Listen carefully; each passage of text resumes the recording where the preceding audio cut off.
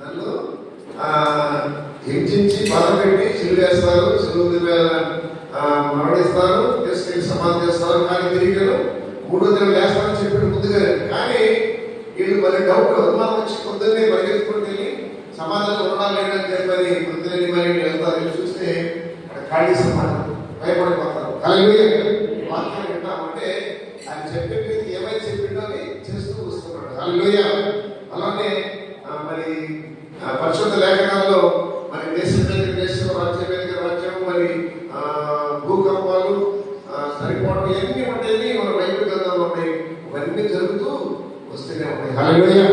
అందుకే మనం చూస్తున్న పరిశుద్ధ లేఖనాలు ఏమున్నాయి? మేము యేసుక్రీస్తు నశించిపోతున్న మానవాన్ని రక్షించడానికి మానవ రూపిగా లోకానికి వచ్చాడు. వచ్చి మనందరినీ విధంగా తన రక్తాన్ని చిందించింది. హల్లెలూయా. ఆ రక్తం ద్వారా మనకి పాప విమోచన, మరి పరలోక రాజ్యం వెళ్ళాలంటే ఆయన కలిగి జీవించాలి, ఆయనలో ఉండాలి. ఆయన చెప్పిన వాగ్దానాలన్నీ మనం నెరవేర్చేటట్టుగా ఆయన వాగ్దానాలు ఇచ్చి నెరవేర్చలేక వాటిని అనుగుణంగా మనం నడుచుకోవాలి. హల్లెలూయా.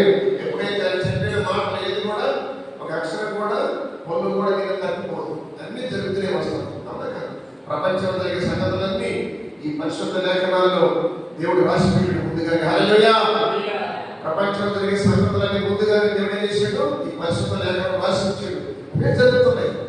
చూస్తున్నాం కదా, జరిగేవన్నీ కూడా మరి ఇరాను, ఇజ్రాయెల్ దేశం, అమెరికా దేశం, ఒక పక్క రష్యా వాళ్ళు, ఉక్రెయిన్ దేశం, ఇలా ఎన్నో జరుగుతాయని దేవుడు ముందుగానే చెప్పాడు. అవన్నీ జరుగుతున్నాయి.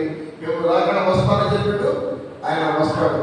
వచ్చి మనందరినీ ఆయన నమ్ముకొని ఎవరైతే ఉంటారో వాళ్ళందరూ పరలోకానికి మోక్షానికి ఆయన మనతో పాటు మన ఉంటానికి తీసుకెళ్తాడు. హల్లెలూయా.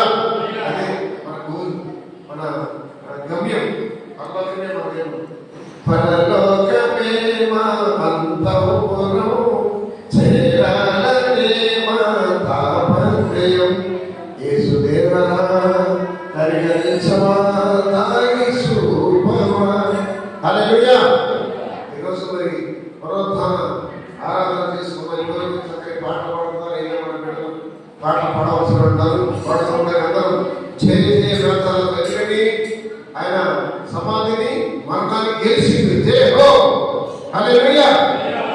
ఆయన జయ జయ యేసు పడేయాలంటే ఆయన జయాన్ని చెప్పుకుంటూ ప్రజలందరూ మరి మట్లాది వారం రోజేమో జయ హో అని ఊరేగించుకుంటూ ఆయన్ని తీసుకొచ్చారు.